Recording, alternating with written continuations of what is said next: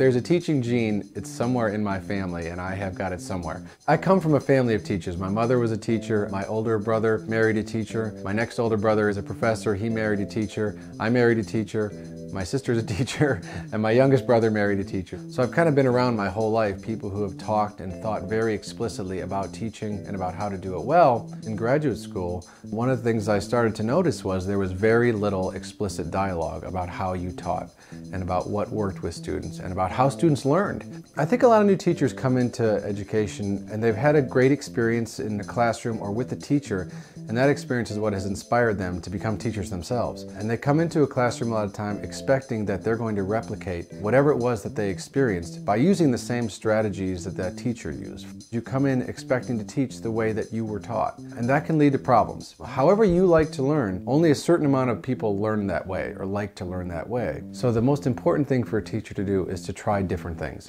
One of the things I always encourage new faculty members to do is to take a class and something that you've always been interested in. What you're experiencing as a learner might help you think differently about what you're doing in your own classroom. I took a class at the local art museum. It was the first time I had been in a classroom situation as a student in a long time.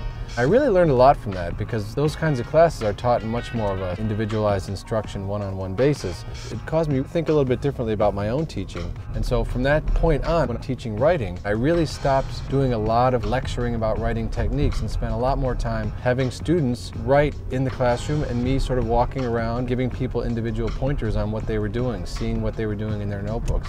And that came from being a student and sort of seeing how it's one thing to be told what to do, but it's much more helpful to be sitting there doing it, failing at it, and then having someone step in and be able to help you and show you the right way to do it. I do hope that new faculty will take the idea seriously that there are things to be learned about teaching, and that teaching is actually a skill that you can practice, that you can become better at, that there's actually a large body of research about how students learn, and that the more you think about that stuff, actually, the more it really will help you in your classroom. It'll not only help your students learn more, but it will help you figure out what you're doing in the classroom and about why you're doing the things that you do.